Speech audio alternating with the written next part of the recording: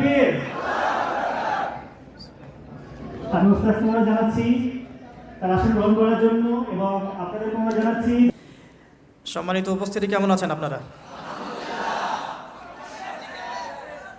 আলহামদুলিল্লাহ আলহামদুলিল্লাহ। শারীরিকভাবে কিছুটা অসুস্থ আছি, বাট মানসিকভাবে ভালো আছি আলহামদুলিল্লাহ। তো দেশের বাহিরে দিনের দাওয়াতের এই মিশনে এটাই আমার প্রথম সফর আলহামদুলিল্লাহ। যারা ব্যবস্থাপনায় আছেন, যারা অর্থ দিয়ে, সময় দিয়ে, শ্রম দিয়ে, ম্যানেজমেন্ট দিয়ে এই প্রোগ্রামটাকে সাকসেসফুল করেছেন, আমরা তাদের সবার জন্য দোয়া করি। আল্লাহ পাক যেন সকলকে দীর্ঘ নেক হায়াত দারাজ করেন, আমিন। সকাল থেকে ভাবছিলাম যে কী নিয়ে আলোচনা করা যায়। আর এই মেগা সিটিগুলোতে আসলে আমার একটা হাদিসই বারবার মনে পড়ে, যে হাদিসটাকে আমরা হাদিসে জিবরিল বলি। যদিও আজকে আমি হাদিসে জিবরিল নিয়ে আলোচনা করছি না। এই হাদিসে জিবরিলের মধ্যে জিবরাইল আলাইহিস সালাম মানুষের রূপ ধরে জনগণের সামনে নবী সাল্লাল্লাহু আলাইহি ওয়াসাল্লামের কাছে এসে হাঁটুর সাথে হাঁটু লাগিয়ে বসে 4টা প্রশ্ন করেছিলেন। তার প্রথম প্রশ্নটা ছিল যে ইসলাম কাকে বলে, ঈমান কাকে বলে, ইহসান কাকে বলে এবং কিয়ামত কবে হবে। চতুর্থ প্রশ্নের উত্তরে নবী সাল্লাল্লাহু আলাইহি ওয়াসাল্লাম বলেছিলেন, মাল মাসউলু আনহা বিআ'লামা মিনাস সাইল। যে বিষয়ে জানতে চেয়েছেন এ বিষয়ে প্রশ্নকারী উত্তরদাতার চেয়ে বেশি জানে না, বা উত্তরদাতা প্রশ্নকারীর চেয়ে বেশি জানে না। মানে কেউই জানে না এক্স্যাক্টলি কখন কিয়ামত হবে। তখন তিনি পঞ্চম প্রশ্ন করেছেন। জিবরাইল আলাইহিস সালাম বলেছিলেন যে ফাআখবিরনি আন আমারাতিহা, তাহলে কিছু আলামত বলে দিন। তো নবী সাল্লাল্লাহু আলাইহি ওয়াসাল্লাম দীর্ঘ 23 বছরের এই নববী জীবনে অনেক আলামতই বলেছেন। এই হাদিসে গিয়ে তিনি মাত্র 2টো আলামত বলেছেন। এক, আনতালিদাল আমাতু রাব্বাতুহা, যখন দেখবে দাসী তার মনিবকে জন্ম দিচ্ছে। দাসী তার মনিবকে জন্ম দেওয়ার অর্থ হচ্ছে সমাজে ন্যায় অন্যায়, হক বাতিল, সত্য মিথ্যা, ভালো মন্দের মানদণ্ড উল্টে যাবে। কারণ দাসী কখনো মনিবকে জন্ম দেয় না, এটা উল্টা বোঝানো হচ্ছে।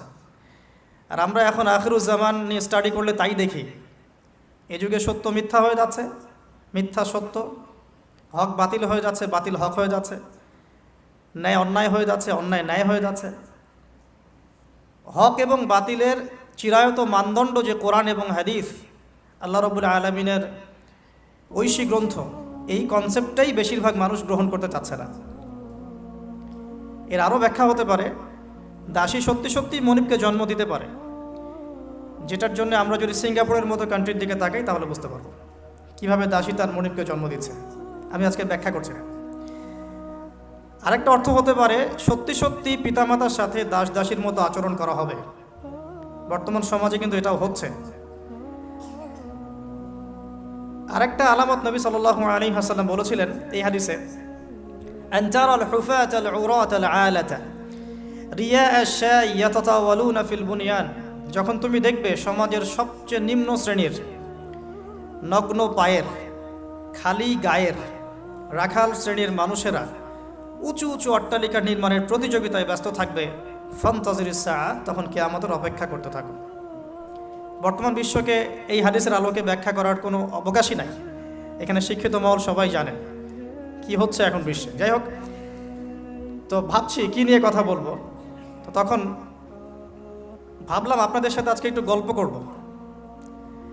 আজকে গল্পটা হচ্ছে কোরআনের পাতা থেকে, কোরআনের যে পৃষ্ঠাগুলো আছে এই পৃষ্ঠাগুলো থেকে কয়েকজন মহামানব সম্পর্কে আলোচনা করবো ইনশাআল্লাহ। এই আলোচনাটা জরুরি এই কারণে যে আমরা বেশিরভাগ মানুষ এই ফার্স্ট লেন অফ লাইফের মধ্যে এসে গতানুগতিক জীবনে অভ্যস্ত হয়ে পড়েছে। গতানুগতিক কেমন? আমরা জন্ম নিব, কোথাও পড়াশোনা করব, পড়াশোনাটা হতে পারে সেকুলার পড়াশোনা, হতে পারে এথিস্ট পড়াশোনা, হতে পারে ইসলামিক পড়াশোনা। এরপরে আমরা আমাদের শৈশব কাটাবো খেলতামাশার মধ্য দিয়ে, কৈশোরে যাব। আর কৈশোর মানে এখন কিশোর গ্যাং, আপনারা হয়তো অনলাইনের মধ্যে সবাই জানেন বিষয়গুলো। সব দেশের পরিস্থিতি একরকম নয়, তবে আমি আমার পরিবেশ থেকে কথা বলছি আর কি। এরপরে আমরা যৌবনে যাই, আর যৌবনে গিয়ে আমরা আমাদের নিজেদেরকেই বিশ্বের সব কিছু মনে করি, দুনিয়ার সব কিছু আমরাই। এই যৌবনকালটাকে আমরা বেশিরভাগ যুবকই আল্লাহ পাকের পথে উৎসর্গ করার মানসিকতা রাখি না। আমরা আনন্দ ফুর্তি, খেলতামাশা, হারাম অ্যাফেয়ার্স, মাদকদ্রব্য, কোনো কোনো সময় পলিটিক্যাল অ্যাফেয়ার্স, এইসবে ব্যস্ত হয়ে থাকি। যৌবনটা আমরা এভাবে নষ্ট করি বেশিরভাগ মানুষ। এরপরে আমরা চলে যাই জব সেকশনে। বিবাহ শাদী করার পরে রেসপন্সিবিলিটি আসে, জবে ঢুকি, জব করি, স্ত্রী সন্তান হয়, তাদেরকে ভরণ পোষণ দিতে হয়। আল্লাহকে ডাকার সময়টা খুব একটা হয়ে ওঠে না। শেষ বয়সে গিয়ে ফিকির হয় যে আমার জীবন থেকে 40-50 ইয়ার্স চলে গেছে, now I should you turn towards Allah সুবহানাহু ওয়া তাআলা। ব্যাস, তখন আমি চিন্তা করে একটা চিল্লা দিব, একটা উমরা করব বা একটা হজ করব, এবং আমি আমার সমস্ত সিন থেকে মুক্ত হয়ে যাব। আমরা একটা গতানুগতিক লাইফস্টাইলে অভ্যস্ত হয়ে গেছি। সকাল থেকে শুরু করে রাত পর্যন্ত ম্যাক্সিমাম মানুষের চিন্তা এখন বস্তুবাদিতা। বস্তুবাদিতা মানে ম্যাটেরিয়ালিজম, মানে দুনিয়া, দুনিয়া এবং দুনিয়া। মানে কী করলে আমার দুনিয়াতে ভালো হবে, কী করলে আমার খাবারটা ভালো হবে, বাড়িটা ভালো হবে, রিজিকটা ভালো হবে, আমার স্ত্রী সন্তান একটু ভালো থাকবে। এই যে চিন্তাগুলো, আল্লাহ এবং তার রাসূলকে অ্যাভয়েড করে এই যে চিন্তাগুলো, এই চিন্তাটাকে আমরা বলি বস্তুবাদিতা, ম্যাটেরিয়ালিজম। দেখবেন গতানুগতিক লাইফস্টাইলে এখন এই পৃথিবীর বেশিরভাগ মানুষ বস্তুবাদী। এটা দেখার জন্যে, বোঝার জন্যে জাস্ট আপনার হৃদয়ের চোখ, হৃদয়ের কান, হৃদয়ের ইন্দ্রিয়গুলো একটু উন্মুক্ত করতে হবে। আর হৃদয়ের চোখ, হৃদয়ের কান উন্মুক্ত হবে তখনই যখন আমরা আল্লাহ এবং তার রাসূলের সামনে আত্মসমর্পণ করব, তার আগে নয়। তো বেশিরভাগ মানুষ বস্তুবাদিতায় লিপ্ত থাকে। আবার দেখি কিছু মানুষের সারাদিন ফিকির একটাই, পলিটিক্স, পলিটিক্যাল অ্যাফেয়ার্স, পলিটিক্স, কীভাবে পলিটিক্স করব, কীভাবে অপোজিশনকে ডমিনেট করা যায়, কি করলে তার ক্ষতি করা যাবে, কি করলে তাকে ওভারটেক করে আমি সামনে যেতে পারবো। কিছু মানুষের চিন্তা ইকোনমিক সেকশনে, আল মাল, কীভাবে মাল অর্জন করা যাবে। আমার 2 তলা বাড়ি আছে, কিভাবে 4 তলা হবে। 2টা বিজনেস আছে, কিভাবে 10টা হবে, 5টা হবে। আমার 100% জমি আছে, কিভাবে 200% হবে। আল মাল। এই শ্রেণীর মানুষকে নবী সাল্লাল্লাহু আলাইহি ওয়াসাল্লাম আব্দুদ দিনার বলেছেন, দিনারের দাস। আব্দুল্লাহ নয়, আল্লাহর দাস নয়, দিনারের দাস। আরও কিছু মানুষ আছে, আমরা এখন সায়েন্স এবং টেকনোলজির অগ্রগতির খোরা অজুহাত তুলে সরাসরি আল্লাহকে ডিনাই করে ফেলছে, এবং এই মতাদর্শ সমাজে বাস্তবায়নের চেষ্টাও করছে। এডুকেশন সেক্টরে হোক, সংস্কৃতির নামে হোক, সামাজিক অ্যাসোসিয়েশনের নামে হোক, মুক্ত চিন্তার নামে হোক, আমরা ডে বাই ডে যুব সমাজের একটা বড় অংশকে এথিস্ট বানাচ্ছি। আবার কিছু মানুষ সারাদিন সংস্কৃতি নিয়ে পড়ে আছে, গান বাজনা, নাট্য, কলা ইত্যাদি ইত্যাদি। কিছু মানুষ সারাটা জীবন ঢোল তবলায় কাটিয়ে দিচ্ছে। কিছু মানুষ সারাটা জীবন একটা গিটারকে নিয়ে কাটিয়ে দিচ্ছে, একটা মিউজিক্যাল ইনস্ট্রুমেন্ট নিয়ে কাটিয়ে দিচ্ছে। কিছু কিছু দিনী বোন সারাটা জীবন অপসংস্কৃতির অন্ধ অনুকরণে কাটিয়ে দিচ্ছেন। এবং আপনাদের কাছে, সরি ফর মাই ল্যাঙ্গুয়েজ, অনেক সময় মনে হচ্ছে সৌন্দর্যই সব কিছু। আল্লাহ রাব্বুল আলামিন হয়তো বা মনে হয় আমার বাহ্যিক সৌন্দর্য দেখেই বিচার করবেন, ভাবটা এরকম। কিছু কিছু যুব সমাজ সারাদিন PUBG, free fire, mobile games, addiction, YouTubing, Facebooking, অস্থির অবস্থা, অস্থির। ঠান্ডা মাথায় 1 সেকেন্ড বসে চিন্তা করতে চাচ্ছে না যে তাকে আল্লাহ বা কেন সৃষ্টি করেছে। তো এইরকম ভেরিয়াস কাইন্ডস অফ পিপল আমাদের এই সমাজের মধ্যে, যে কোনো কান্ট্রির দিকে আপনি তাকাবেন এই দৃশ্যটাই পাবেন। এর মধ্যে গুটি কয়েক কিছু মানুষ আপনি পাবেন, ওয়া কালিলুম মিন ইবাদিয়াশ শাকুর, আমার শুকরগুজার বান্দা আল্লাহ বলেছেন খুব অল্প হবে। অল্প কিছু মানুষ ইসলাম চর্চা করার চেষ্টা করছে। আমি ওই সেন্সে কথা বলছি না যে সারা বিশ্বে 200 কোটি মুসলিম, 300 কোটি মুসলিম, 500 কোটি মুসলিম, বাংলাদেশে 90% মুসলিম, এই ধরনের গতানুগতিক পরিসংখ্যানে আমি বিশ্বাস করি না। যখন ইসলামের ডেফিনেশনটা আপনি আজকে বুঝে যাবেন বাসায়, তখন আপনি নিজেও চিন্তা করবেন যে আসলে আমরা মুসলিম আছি কিনা। সংখ্যা তো বসিয়ে দিলাম 90% মুসলিম, ঠিক আছে। তো গুটি কয়েক কিছু মানুষ আল্লাহর পরোয়া করেন, তার রাসূলের পরোয়া করেন, তার কিতাবের প্রতি সম্মান প্রদর্শন করেন। এই মানুষগুলোর মধ্যে কয়েকটা ভাগ আছে। এক ভাগ মানুষ পরিপূর্ণ মুমিন, মাশাআল্লাহ, আমরা দোয়া করি আল্লাহ পাক তাদের সংখ্যা বাড়িয়ে দেন।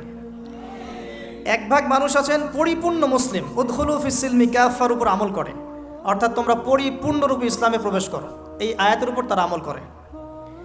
এক শ্রেণীর মানুষ আছেন মুযাবযাবিনা বাইনাহুম, মানে ডান বামের মাঝখানে থাকেন, যখন স্রোত যেদিকে সেদিকে ফ্লো। এবং এর মধ্যে কিছু দাড়ি টুপিওয়ালা মানুষও আছেন, যেদিকে ফ্লো সেদিকে কথা, যেদিকে ফ্লো সেদিকে অ্যাক্টিভিটিস, তার নিজস্ব একটা স্বতন্ত্র অবস্থান নাই, এটাই হক, এরকম একটা অবস্থান নাই। কিছু মানুষ আছেন আল্লাহ এবং তার রাসূলকে বিশ্বাস করেন, কিন্তু কাজ করতে গিয়ে কবিরা গুনাহে লিপ্ত হচ্ছে, সুদ খাচ্ছে, মদ খাচ্ছে, জেনা করছে, পরকীয়ায় লিপ্ত হচ্ছে, হারাম অ্যাফেয়ার্সে আছে, নোংরা মুভিজ দেখছে, আস্তাগফিরুল্লাহ। কিছু মানুষ আছেন পার্ট টাইম মুসলিম, শুক্রবারে আপনি তাদেরকে পাবেন, ঈদের দিনে পাবেন, কোন একটা কনফারেন্সে পাবেন, আপনি 5 ওয়াক্ত নামাজে পাবেন না।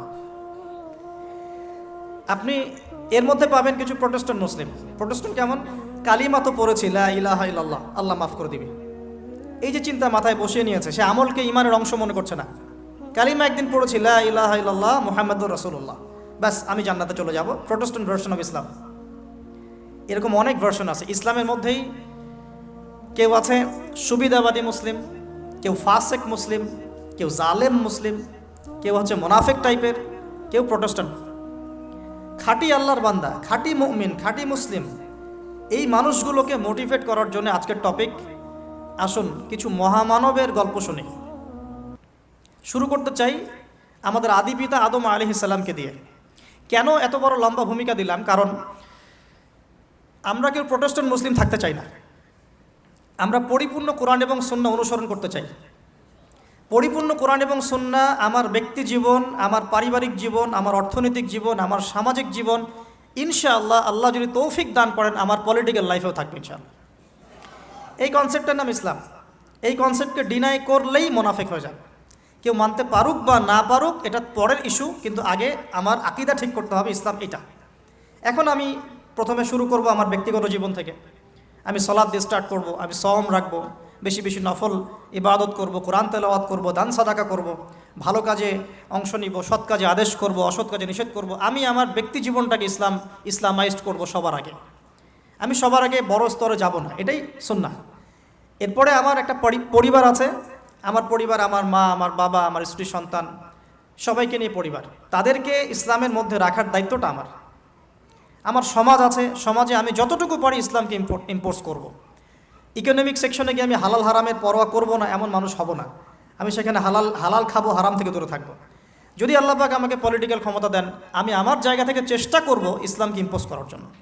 অ্যাটলিস্ট কুফর, শিরক এবং তাগুতকে এস্টাবলিশ করব না।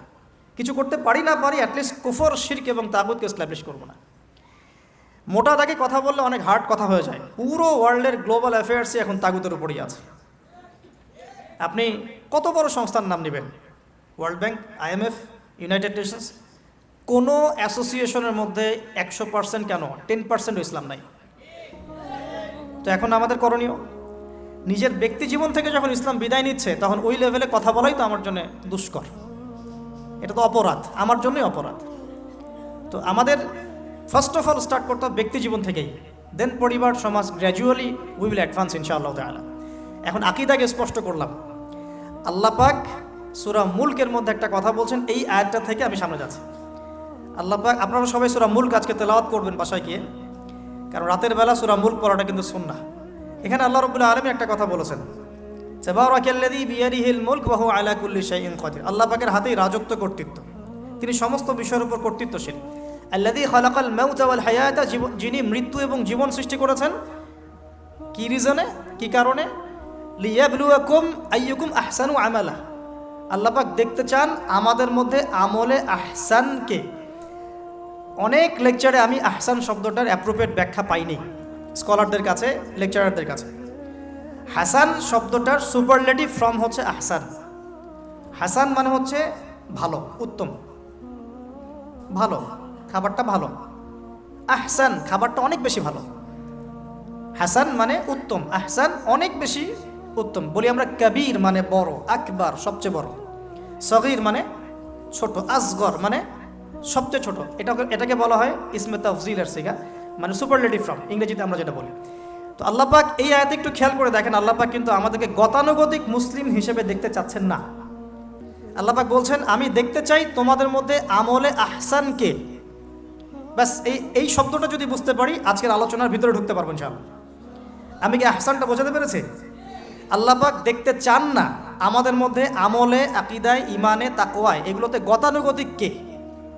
আল্লাহ পাক দেখতে চান আমাদের মধ্যে আমলে বেস্ট কে, শ্রেষ্ঠটাকে। এখন কোরআনের পাতাগুলো যদি ঘেটে আমরা শেষ করি, একটা খতম দিই একটা মাসে, চেষ্টা করবেন এক মাসে এক খতম দেওয়ার জন্য, আল্লাহ তৌফিক দান করুন। প্রতিদিন এক পারা করে পড়লে এক মাসে এক খতম হয়ে যায়। আর বছরে অন্তত একবার পুরো কোরআনটা অর্থসহ পড়তে হবে। পারা যাবে ইনশাআল্লাহ? বছরে অন্তত একবার পুরো কোরআনটাকে অর্থসহ আমরা পড়ার চেষ্টা করব। এই পাতাগুলো যদি আমরা উল্টাই তাহলে দেখব কোরআনের মধ্যে আল্লাহ রাব্বুল আলামিন কাফেরদের কথা বলেছেন, জালেমদের কথা বলেছেন, ফাসেকদের কথা বলেছেন, মুত্তাকি, মুমিন, মুসলিমদের কথা বলেছেন। এবং আল্লাহ পাক যে শব্দটা চাচ্ছেন আমাদের কাছে আহসান, এই আহসান কিছু মানুষের কথা আল্লাহ পাক কোরআনে বলেছেন। আজকে ওইটাই গল্প। সূরাতুল বাকারার আয়াত নাম্বার 207-8 এই দুটো আয়াত একটু পড়ে দেখবেন। আল্লাহ পাক বলছেন ওয়ামিনান নাস বা'দা আউযু বিল্লাহি মিনাশ শাইতানির রাজিম। ওয়ামিনান নাস, আল্লাহ বলছেন মানুষের মধ্যে কিছু মানুষ আছে, সবাই না। ওয়ামিনান নাস, মানুষের মধ্যে কিছু মানুষ আছে যারা কিনা মাইয়াশরি নাফসাহু ইবতিগাআ মারদাতিল্লাহ, যেই মানুষগুলো আল্লাহ পাকের সন্তুষ্টির জন্য তাদের নফসটাকে বিক্রি করে দিয়েছে। সুবহানাল্লাহ, চারটাখানি কথা না কিন্তু। মানুষের মধ্যে আল্লাহ কিন্তু সূরা বাকারায় বলেছেন শুরুর দিকে, মানুষের মধ্যে কিছু মানুষ আছে যারা মুমিন, কিছু মানুষ আছে যারা কাফের, কিছু মানুষ আছে যারা মুনাফিক, শুরুর দিকে পাবেন। এখানে আল্লাহ পাক বলছেন মানুষের মধ্যে কিছু মানুষ আছে যারা তাদের নফসটাকে আল্লাহর সন্তুষ্টির জন্য বিক্রি করে দিয়েছে। সুবহানাল্লাহ, মানে তাদের জীবনের মূল থিমটাই হচ্ছে আল্লাহ পাকের সন্তুষ্টি অর্জন করা। কোনো কিছুকেই তারা আল্লাহর সন্তুষ্টির উপর প্রাধান্য দিবে না। যদি কোটি টাকার অফার আসে হারাম, সে সেটা রিজেক্ট করবে, আল্লাহ নারাজ হবে। একটা সুন্দরী মেয়ে যদি জেনার অফার করে, সে রিজেক্ট করবে, কারণ সে আল্লাহকে ভয় করে। সে আল্লাহ পাকের জমিনের উপরে গায়রুল্লাহ বা কুফফারদের, তাগুতদের কোনো লজ ইমপ্লিমেন্ট করতে পারবে না, কারণ সে আল্লাহকে ভয় করে। সে ইকোনমিক লাইফে হালাল হারামের পরোয়া করে চলবে, কারণ সে আল্লাহকে ভয় করে। সে তার পরিবারে পর্দা এস্টাবলিশ করবে, বিকজ সে আল্লাহকে ভয় করে। মানে মাইয়াশরি নাফসাহু ইবতিগাআ মারদাতিল্লাহ, আল্লাহ পাকের সন্তুষ্টির জন্য নিজের নফসটাকে, জান মাল সবকিছুকে বিলিয়ে দিয়েছে। এই মানুষগুলো সম্পর্কে আল্লাহ বলছেন ওয়াল্লাহু রাউফুম বিল ইবাদ, এই মানুষগুলোর প্রতি আল্লাহ পাক রাউফ হবেন, কোমল নরম সফট হয়ে যাবে। সুবহানাল্লাহ, কোমল নরম সফট মানে কি? কিয়ামতের মাঠে ডাকা হবে, এই গুনাহগুলো করেছিলে? জি আল্লাহ, আমি এই গুনাহগুলো করেছি। আল্লাহ পাক পর্দা দিয়ে দিবেন। পর্দার পরে বলবেন যে দুনিয়াতে তোমার এই গুনাহগুলো আমি গোপন করে রেখেছিলাম, আজকেও সবগুলো গোপন করে দিলাম, জান্নাতে চলে যাও। আল্লাহু রাউফুম বিল ইবাদ, আল্লাহ পাক তার বান্দার প্রতি রাউফ, কোমল হবে। দুনিয়াতে রাউফ কেমন? যে কোনো বিপদ আপদ বালা মুসিবতে সেই ব্যক্তি হাঁটু করে আল্লাহর কাছে চাবে, আল্লাহ আমার এই সমস্যা, আল্লাহ আমার এই সমস্যা, আল্লাহ আমার এই সমস্যা। আল্লাহু রাউফুম বিল ইবাদ, আল্লাহ পাক ওই বান্দার প্রতি সফট, কোমল হয়ে যাবে। এগুলোর অনেক প্রমাণ আমি আমার জীবনেও পেয়েছি। এগুলো আমি পাবলিকলি বলতে পারবো না, আর আপনি ব্যাখ্যা করতে পারবো না। আর এমন কিছু বিষয় আছে যেগুলো আসলে মানুষকে বলেও বোঝানো যায় না। বড় বড় স্কলারদের কিতাব এখন যখন পড়ি, তারা বলেন কি বলবো, তোমরা তো বুঝবেই না। মানে এমন একটা লেভেলে মানুষ চলে যায় যে ওই লেভেলের কথা সবাইকে বোঝানো যায় না। কিভাবে বলবো, কিভাবে ব্যাখ্যা করব, কোন আবেগ নিয়ে আসবো, কোন শব্দ নিয়ে আসবো, আমি আপনাকে বোঝাতে পারবো না। এরকম একটা অবস্থান থাকে। একজন সাহাবীর নাম বলি আলী ইবনে আবি তালেব রাদিয়াল্লাহু আনহু। আপনি তার পুরো জীবনী পড়লে তাকে খুব সফট পাবেন, নিজেকে গোপনকারী পাবেন, খুব বেশি উচ্ছ্বাস প্রকাশকারী পাবলিক ফিগার।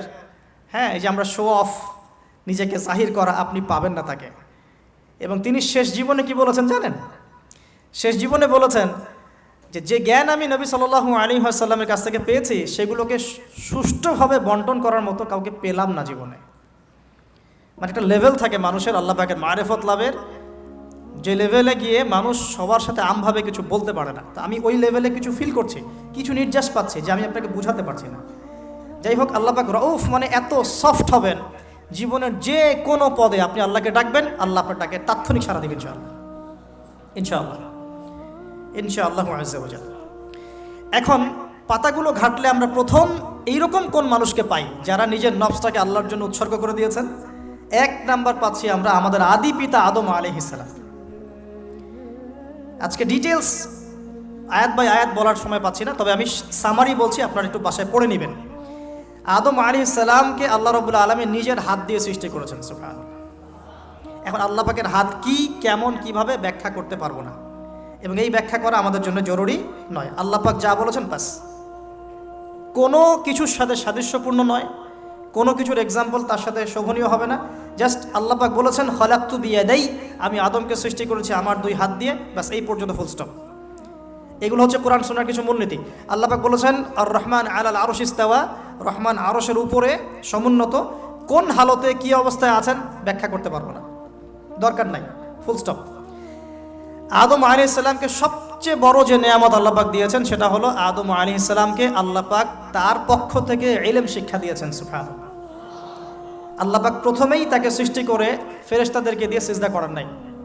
আল্লাহ পাক তাকে আগে জ্ঞান শিক্ষা দিয়েছেন, সূরা বাকারা শুরুর দিকে আছে ওয়া আল্লামাল আদামা আসমাআ কুল্লাহা। আমি আদমকে যত রকম জ্ঞান আছে, আসমাআ কুল্লাহা মানে যত রকম নাম এবং জ্ঞান আছে সবই শিখিয়েছি আদম আলাইহিস সালামকে। উম্মাহ আজকে পিছিয়ে পড়েছে আদম আলাইহিস সালাম এই মহামানবের জ্ঞানতাত্ত্বিক সুন্নত না নিয়ে। আজকে আমরা লেকচার শুনতে চাই, ইউটিউব ফেসবুক থেকে দিন শিখতে চাই, আমরা জ্ঞান অর্জন করতে চাই না। আপনি একটা লেকচারে ডাকেন, আপনি 2-3 লাখ লোক পাবেন, বাংলাদেশেই তো হচ্ছে 2-3-4-5 লাখ লোক, কিন্তু আপনি 5 লক্ষ লোককে 6 মাস একটা সিস্টেমেটিক সিলেবাস দিয়ে পড়াশোনা করতে বলেন, দে উইল ডিনাই। শুরু করে দেন, দেখবেন তার মধ্যে 10 জন বাকি আছে, বাকি সবাই রিজেক্ট করেছে। উম্মার সবচেয়ে বড় সমস্যা এখন, ইয়াংদেরকে স্পেশালি বলছি, জ্ঞানতাত্ত্বিক রেভলিউশনের ঘাটতি আছে। আমরা অনেক কিছু করতে চাই, অনেকে দাওয়ার কথা বলেন, জিহাদ ফি সাবিলিল্লাহর কথা বলেন, ইসলাম প্রতিষ্ঠার কথা বলেন, জ্ঞান অর্জন করতে চান না। ইলম অর্জন ছাড়া আপনি কিছুই করতে পারবেন না দিনের জন্য, absolutely nothing you can do, আপনি কিছুই করতে পারবেন না। আদম আলাইহিস সালামকে শ্রেষ্ঠত্ব দেওয়া হয়েছে জ্ঞানের মানদণ্ডে। আর কোন জ্ঞান? এই মহাবিশ্বের সব জ্ঞান আল্লাহ পাক তাকে শিখিয়েছেন, আসমাআ কুল্লাহা, সমস্ত জ্ঞান শিখিয়েছেন, সুবহানাল্লাহ। তাহলে আমাদের পিতাকে আল্লাহ পাক সবচেয়ে প্রথম কোন নিয়ামত দিয়েছেন? জ্ঞানের নিয়ামত। এরপরে আল্লাহ পাক বলেছেন ফেরেশতাদেরকে ওয়াইজ কুলনা লিল মালাইকা উসজুদু লি আদম, এবার তোমরা সবাই আদমকে সেজদা করো। এটা কিসের কারণে? ফিজিক্যাল স্ট্রাকচারের কারণে নয়, এটা কিন্তু জ্ঞানের কারণে, জ্ঞানতাত্ত্বিক সম্মানের কারণে। আর এই সেজদা সম্মানের সেজদা ছিল। এরপর আমরা জানি যে আদম আলাইহিস সালামকে জান্নাতে রাখা হয়েছে। সেখানে ওই যে ফেরেশতাদের মধ্যে লুকিয়ে থাকা জিন, যার নাম ইবলিস, সে সেজদা করে নাই। ইবলিস কিন্তু ফেরেশতা ছিল না, এটা ভুল কথা। ইবলিস কানা মিনাল জিন্নি ফাফাসাকা আন আমরি রাব্বিহি, ইবলিস ছিল জিন জাতির একজন যে তার রবের আদেশকে লঙ্ঘন করেছিল। ইবলিস ফেরেশতা ছিল না, এটা ভুল কনসেপ্ট। এমন না সে ফেরেশতা ছিল পরে শয়তান হয়ে গেছে, না, সে কখনোই ফেরেশতা ছিল না, সে জিন জাতির একজন ছিল। বিকজ এই পৃথিবীতে মানুষের আগে জিন জাতির অবস্থান ছিল। এর পূর্বে হয়তো আরও কিছু ছিল, আমরা জানি না, আল্লাহ পাক গোপন করে দিয়েছেন, আমরা জানি না। এখন ইবলিস সেজদা করেনি কেন? বিকজ সে বলেছিল খলাকতানি মিন নার ওয়া খলাকতাহু মিন তিন, আমাকে সৃষ্টি করেছেন আপনি আগুন দিয়ে, আদমকে সৃষ্টি করেছেন মাটি দিয়ে, কেন আমি আদমকে সেজদা করব? সে আদমকে সেজদা না করে এটা প্রমাণ করতে চাচ্ছে যে আল্লাহ আপনি ভুল, আমি সঠিক। নাউজুবিল্লাহ, এটাকে বলা হয় বাতিল কিয়াস, বাতিল কিয়াস, ভুল কিয়াস।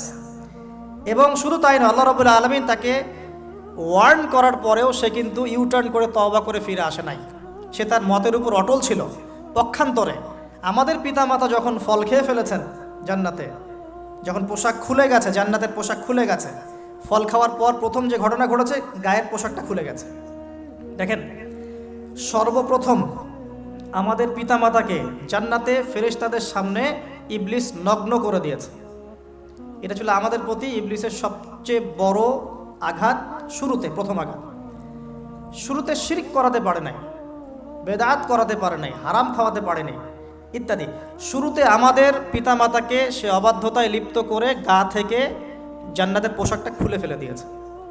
এখান থেকে আমাদেরকে বুঝতে হবে আজকের এই গ্লোবাল সোসাইটিতে আমরা যে নগ্নতার এই ভয়াল থাবা এবং প্রদর্শনী দেখছি, এটা ওই আসমানের ওই যে ইবলিসের যে চক্রান্ত, তার এই জমিনে বাস্তবায়ন হচ্ছে। এখন বুঝাতে পারিনি মনে হয়, আল্লাহ মাফ করো। ইবলিস আমাদের পিতামাতার গা থেকে কাপড় খুলে ফেলে দিয়েছিল, সূরা আরাফে আল্লাহ পাক এটা বলেছেন, ইয়ানজিউ আনহুমা লিবাসাহুমা লিয়ুরিয়াহুমা মিন সাওআতিহিমা। হে বনু আদম, তোমরা সতর্ক থেকো, তোমাদের পিতামাতার গা থেকে কিন্তু ইবলিস কাপড় খুলে ফেলেছিল, তোমরা পৃথিবীতে গিয়ে আবার সেই কাজ করো না। তাহলে এখন আমরা একটু বুঝতে চেষ্টা করি, ইন্টেলেকচুয়াল অডিয়েন্স সবাই আমরা, আমাদের ক্রিটিক্যাল থিঙ্কার্স দরকার। তাহলে এখন যে সোসাইটির মধ্যে নগ্নতার বেহায়াপনার সয়লাভ চলছে, every single city and country including Dhaka, the city of Akhiruzzaman, সেটাও তো দেখেন কোথায় আপনি মানে শালীনতা পাচ্ছেন। ইসলামিক কান্ট্রি হিসেবে আলহামদুলিল্লাহ এখানে অনেক কিছু পান, ওয়ার্ল্ডের অন্যদিকে তাকিয়ে দেখুন। তার মানে ইবলিসের ওই এজেন্টটা এখন পৃথিবীতে কিছু মানুষ বাস্তবায়ন করছে, তাদের সাথে ইবলিসের একটা যোগসূত্র আছে আদর্শিক। আল্লাহ পাক আমাদের মা বোনদেরকে বেপরদামি থেকে হেফাজত করুন এবং আমাদের চোখগুলোকে আল্লাহ পাক পবিত্র করুন। আমি কিভাবে আপনি চোখ নামিয়ে চলবেন এই সমাজের মধ্যে, এটা এত সহজ নয়, আমরা খুব ভালো করে জানি এটা এত সহজ নয়।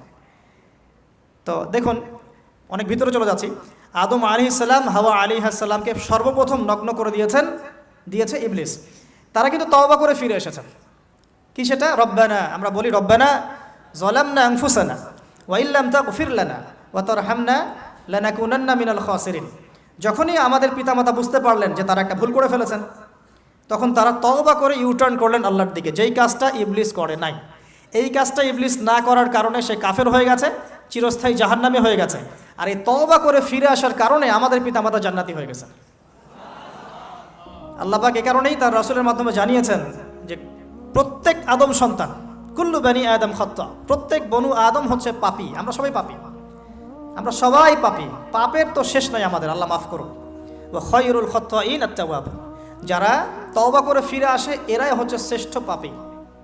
জীবনের যে কোনো সময় যদি কেউ খালেসভাবে আল্লাহর দিকে তওবা করে ফিরে আসতে পারে, আল্লাহ পাক এক মুহূর্তের মধ্যে তার আমল নামার সমস্ত গুনাহ মাফ করে নেকি দিয়ে পরিবর্তন করতে পারে। এগুলো হাদিস থেকে বলছি, ডিটেলস বলতে পারছি না আমি, কোডগুলো। তো এখন এই মহামানবের জীবন থেকে আমরা কি শিখলাম? দেখুন, তাকে আল্লাহ পাক ইলমের নিয়ামত দিয়েছেন। তার মানে আমরা যদি গতানুগতিক মুসলিম না হয়ে এক্সট্রা অর্ডিনারি মুসলিম হয়ে আল্লাহর সাথে সাক্ষাৎ করতে চাই, দুনিয়াতে বেঁচে থাকতে চাই, পরকালে জান্নাত চাই, তাহলে আমাদেরকে আগে ইলমের চর্চা করতে হবে। এবং এই জ্ঞানের চর্চা মানে ক্লাসিক্যাল সিলেবাসে আপনাকে পড়াশোনা করতে হবে, শুধু একটা লেকচার শুনে নয়, ফেসবুক ইউটিউব দেখে তো মোটেই নয়।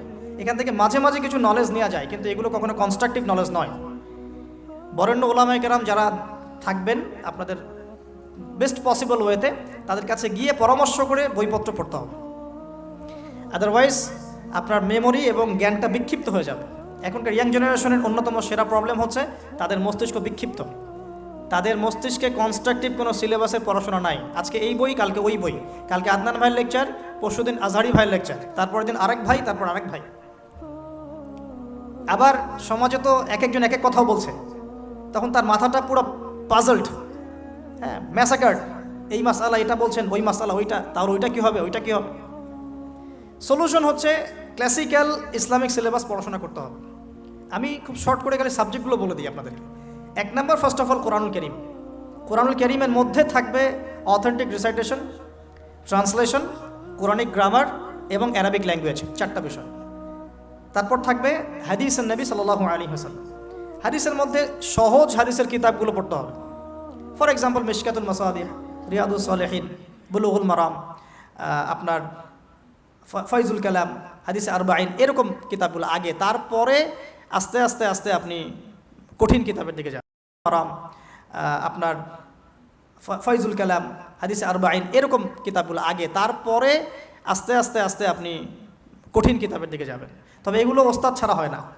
এরপর দরকার হচ্ছে সিরাত, নবী সাল্লাল্লাহু আলাইহি ওয়াসাল্লামের পবিত্র জীবনী। এই জীবনী যার জানা নাই, সে তার জীবনটাকে রাসূলের সিরাতের আলোকে মেলাতে পারবে না। এবং দ্বীন ইসলাম নিয়ে কিছু করতে চাইলে রাসূলের সিরাতের সুন্নাহ মাফিক করতে পারবে না।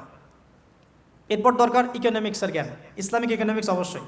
তারপরে দরকার হচ্ছে ইসলামিক ইতিহাসের জ্ঞান, ফিকহের জ্ঞান, আকীদার জ্ঞান, উসুলের জ্ঞান। এভাবে একটা কনস্ট্রাকটিভ সিলেবাস দাঁড়ায়। তারপরে গিয়ে একজন মানুষের জ্ঞানটা পাকাপোক্ত হবে। সময় লাগুক না, 10 বছর, 15 বছর, 20 বছর। আমরা দোয়া করি আল্লাহর কাছে, আল্লাহ পাক আগামী পুরো 20 বছর আমাদেরকে পড়াশোনা করার তৌফিক দান করুন। পড়তে থাকবো, আমাদের বেশি কথা বলার দরকার নেই, পড়তে থাকবো, জানতে থাকবো। এখন তাহলে আমরা আজকে প্রথম একটা লেসন পেলাম, গতানুগতিক মুসলিম না হয়ে এক্সট্রা অর্ডিনারি মুসলিম হতে হলে প্রথমে এই মহামানবের জ্ঞানতাত্ত্বিক শিক্ষা নিতে হবে, ইলমের মেহনত হবে ইনশাআল্লাহ তাআলা। আল্লাহ পাক আমাদের সবাইকে জ্ঞানের মেহনত করার তৌফিক দান করুন এবং আমাদের পরিবারে জ্ঞান প্রতিষ্ঠার তৌফিক দান করুন, আমাদের বাচ্চাদের মধ্যে সেই জ্ঞান প্রবেশ করানোর তৌফিক দান করুন। আর প্রয়োজন হচ্ছে তাওবাহ, আত-তাওবাহ। আদম আলাইহিস সালাম ভুল করেছেন, আমরাও ভুল করি, কিন্তু শয়তানের পাল্লায় পড়ে ভুল করলেই তার তাবেদারি করতে হবে না, বরং যখনই আমাদের স্মরণ হবে আমরা ইউটার্ন করবো আল্লাহর দিকে তওবা করে। দ্বিতীয় মেসেজ হচ্ছে বেশি বেশি তওবা ইস্তেগফার করব। দিনে কমপক্ষে 100 বার পড়তে পারি আস্তাগফিরুল্লাহাল্লাযী লা ইলাহা ইল্লা হুয়াল হাইয়ুল কাইয়্যুম ওয়া আতুবু ইলাইহি, অথবা এতটুকু অ্যাটলিস্ট আস্তাগফিরুল্লাহ ওয়া আতুবু ইলাইহি, আস্তাগফিরুল্লাহ ওয়া আতুবু ইলাইহি, ব্যাস এতটুকু। নবী সাল্লাল্লাহু আলাইহি ওয়াসাল্লাম দিনে 100 বার তওবা করতেন, কোনো হাদিস এসেছে 70 বার তওবা করতেন। এরপর একটু সামনে যাই, কোরআনের পাতা উল্টালে দেখবো আরেকজন নবীর নাম আসে, আরেকজন মহামানবের নাম, তার নাম হচ্ছে নূহ আলাইহিস সালাম। এই মানুষগুলো যাদের কথা বলছি তারা কিন্তু কেউ গতানুগতিক মুসলিম ছিলেন না, ছিলেন তারা এক্সট্রা অর্ডিনারি মুসলিম ছিলেন। আমি তাদের থেকে নলেজ নিচ্ছি। এবার আসি কোরআনের পাতা একটু সামনে গেলে দেখবো আরেকজন নবীর নাম চলে আসে, নূহ আলাইহিস সালাম। নাম শুনেছেন? সামারি 950 বছর দিনের দাওয়াত দিয়েছেন। সুবহানাল্লাহ। এক্সট্রা অর্ডিনারি মুসলিম হতে হলে আমাদেরকে দাওয়াতি কাজ করতে হবে, তার আগে ওই যে জ্ঞান অর্জন করতে হবে। এই দাওয়াতি কাজটা হবে মধ্যম পন্থায়, শৈথিল্যতাবাদ না, চরমপন্থা না, মধ্যমপন্থী থাকবো ইনশাআল্লাহ আমরা। এখানে অনেক সময় মধ্যমপন্থী থাকতে গিয়ে কিছু মানুষ হিকমতের দোহাই পেরে শৈথিলতাবাদী হয়ে যায়। আমি মনে বুঝাতে পারি না, কিছু মানুষ মধ্যম পন্থার দাওয়াতের কথা বলেও হিকমতের দোহাই দিয়ে কখনো কখনো শৈথিলতাবাদী হয়ে যান। এটাও ঠিক, ওটাও ঠিক, এটাও চলে, ওটাও চলে, এদিকে চলে আসে। আবার কিছু মানুষ মধ্যম পন্থার কথা বলে অনেক সময় খুব ওভার এগ্রেসিভ পদক্ষেপে চলে যান। দুটোই উম্মার জন্য ক্ষতিকর। এই জন্যই ক্লাসিক্যাল ওলামায়ে কেরামের সাথে পরামর্শ ভিত্তিক চলাফেরা করা উচিত, তাহলে তারা ডাইরেকশন দিতে পারবেন যে কোনটা এই প্রেক্ষাপটে করা উচিত, কোনটা করা উচিত না। তো নূহ আলাইহিস সালামের জীবন থেকে আমরা শিখছি দাওয়াতের মেহনত করতে হবে। এটা আমি আজকেও শিখলাম নতুন করে। নিজের মধ্যেই মনে হলো যে আমার সামনে যে ভাই গাড়ি ড্রাইভ করছেন তাকে তো দুটো কথা বলতে পারতাম, কেন বললাম না? যে ইমামের পিছনে নামাজ পড়ে আসলাম তাকে তো দুটো কথা বলতে পারতাম, কেন বললাম না? বলতে পারতাম যে ইমাম সাহেব আপনি শুনুন, নবী সাল্লাল্লাহু আলাইহি ওয়াসাল্লাম বলেছেন দুনিয়ার সবচাইতে নিকৃষ্ট চোর হচ্ছে সে ব্যক্তি যে রুকু সেজদা ঠিক মতো আদায় করে না। চুরি করলে চোরের হাত কেটে ফেলতে হয়। যদি কেউ আমার ফোনটা চুরি করে, ইসলামিক লস কি বলছে? তার হাতটা কেটে ফেলতে হয়। আর নবীজি বলছেন সবচেয়ে নিকৃষ্ট চোর সে ব্যক্তি যে ব্যক্তি রুকু সেজদা ঠিক মতো আদায় করে না। তো আমরা এরকম দাওয়াতের অনেক ক্ষেত্র পাই। নিজেও ফিল করলাম যে না, আসলে মনে হয় আমি পরিপূর্ণ দায়ী হতে পারছি না।